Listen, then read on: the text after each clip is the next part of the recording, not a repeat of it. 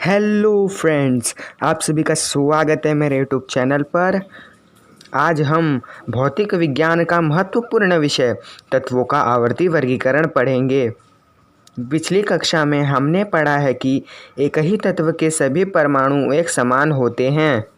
आज की तारीख में विज्ञान जगत को कुल 118 तत्वों की जानकारी प्राप्त हुई है, परंतु 18वीं शताब्दी के आसपास के काल में केवल 30 ही तत्वों की जानकारी प्राप्त हुई थी।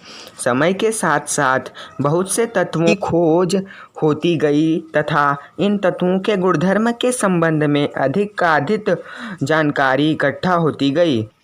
प्रारंभिक समय में तत्वों का वर्गीकरण धातु तथा अधातु ऐसे दो भागों में विभाजित किया गया था, परंतु कालांतर में तत्वों का धातु सदृश नामक एक और प्रकार ध्यान में आया।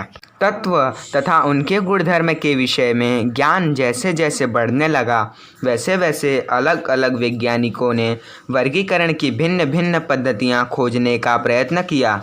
इसकी शुरुआत जोहान वुल्फगांग डोवेराइनर ने की। सन 1817 में डोवेराइनर इस जर्मन वैज्ञानिक ने तत्वों के गुणधर्म तथा उनके परमाणु द्रव्यमान में संबंध होने की पुष्टि की। उन्होंने समान गुणधर्म वाले प्रत्येक तीन तत्वों के समूह बनाकर उन्हें त्रिक नाम दिया, जो निम्नानुसार हैं। डोवेराइनर ने एक त्रिक में 3 तत्वों को उनके परमाणु द्रव्यमानों के आरोही क्रम में इस प्रकार व्यवस्थित किया है कि मध्य तत्व का परमाणु द्रव्यमान उस त्रिक के अन्य 2 तत्वों के परमाणु द्रव्यमान के लगभग औसत के बराबर होता है। उदाहरण के लिए लिथियम इस तत्व का परमाणु द्रव्यमान 6.9 तथा सोडियम इस तत्व का परमाणु द्रव्यमान 23.0 और पोटेशियम इस तत्व का परमाणु द्रव्यमान 39.1 है। इनके औसत के लिए लिथियम तथा पोटेशियम के द्रव्यमान को जोड़ने पर लिथियम का परमाणु द्रव्यमान 6.9 तथा पोटेशियम का परमाणु द्रव्यमान 39.1 जोड़ने पर उत्तर 46.0 को 2 से भाग देने पर औसत 23.0 आता है, जो कि सोडियम के परमाणु द्रव्यमान के बराबर है। परंतु डोवेराइनर का त्रिक असफल रहा, क्योंकि उस समय ज्ञात सभी तत्वों का वर्गीकरण डोवेराइनर के त्रिक में नहीं हो सका। वे केवल उस समय ज्ञात तत्वों में 3 ही त्रिक बना पाए, जो निम्नानुसार है। उनकी पहली त्रिक में लिथियम, सोडियम तथा पोटेशियम का समावेश है तथा दूसरे त्रिक में कैल्शियम, स्ट्रोंशियम तथा बेरियम का समावेश है। उसी प्रकार तीसरे त्रिक में क्लोरीन, ब्रोमीन तथा आयोडीन का समावेश है। सभी तत्वों का वर्गीकरण न होने के कारण ही डोवेराइनर का यह त्रिक असफल रहा। उसके बाद जॉन न्यूलैंड नामक वैज्ञानिक ने तत्वों के वर्गीकरण करने का प्रयत्न किया। अंग्रेज रसायन वैज्ञानिक जॉन न्यूलैंड ने एक अलग ही मार्ग से परमाणु द्रव्यमान का सहसंबंध तत्वों के गुणधर्म से जोड़ा। सन 1866 में न्यूलैंड ने उस समय ज्ञात सभी तत्वों को उनके परमाणु द्रव्यमान के आरोही क्रम में रखा, जो निम्नानुसार है। इसकी शुरुआत सबसे हल्के तत्व हाइड्रोजन से हुआ तथा अंत थोरियम इस तत्व से हुआ।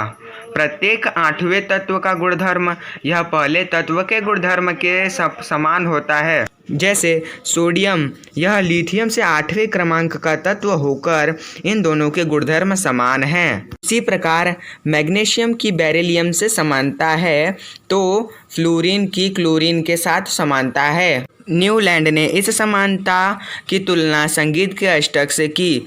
संगीत में 7 मुख्य स्वर होते हैं, सा, रे, ग, म, प, ध, नी तथा पश्चिम देशों में पाश्चात्य संगीत में डो, रे, मी, फा, सो, ला, टी यह स्वर होते हैं।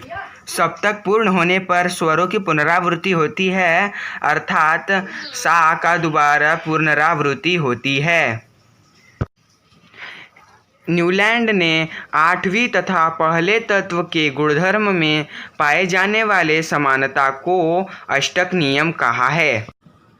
न्यूलैंड के अष्टक नियम में बहुत सारी त्रुटियां सामने आई। उस समय ज्ञात 56 तत्वों में से न्यूलैंड का यह नियम केवल कैल्शियम तक ही लागू होता है, जबकि इस व्यवस्था की शुरुआत सबसे हल्के तत्व हाइड्रोजन तथा अंत थोरियम से हुई। न्यूलैंड ने कुछ जगहों पर दो तत्वों को एक साथ रखा, उदाहरण कोबाल्ट तथा निकिल और सेरियम तथा लैंथनम। न्यूलैंड ने दो भिन्न गुणधर्म वाले तत्वों को एक ही स्वर के नीचे रखा, उदाहरण कोबाल्ट तथा निकिल को 2 स्वर के नीचे रखा तथा क्लोरीन और ब्रोमीन को हैलोजन के साथ रखा। इसके विपरीत कोबाल्ट तथा निकिल से समानता रखने वाले आयरन को उससे दूर ऑक्सीजन तथा सल्फर जैसे अधातुओं के साथ टी स्वर के नीचे रखा। कालांतर में खोजे गए नए तत्वों के गुणधर्म न्यूलैंड के अष्टक में लागू नहीं होते थे। इन सभी कारणों से न्यूलैंड के अष्टक के नियम को भी स्वीकार नहीं किया गया। तो ऐसी कौन सी वर्गीकरण की पद्धति है जो स्वीकार की गई होगी, यह हम वीडियो के नेक्स्ट पार्ट में देखेंगे। अगर आपको ये वीडियो पसंद आया हो तो वीडियो को लाइक कीजिए और ऐसी और वीडियोस की नोटिफिकेशन सबसे पहले पाने के लिए हमारे चैनल को सब्सक्राइब कीजिए और वीडियो को शेयर करना ना भूलें।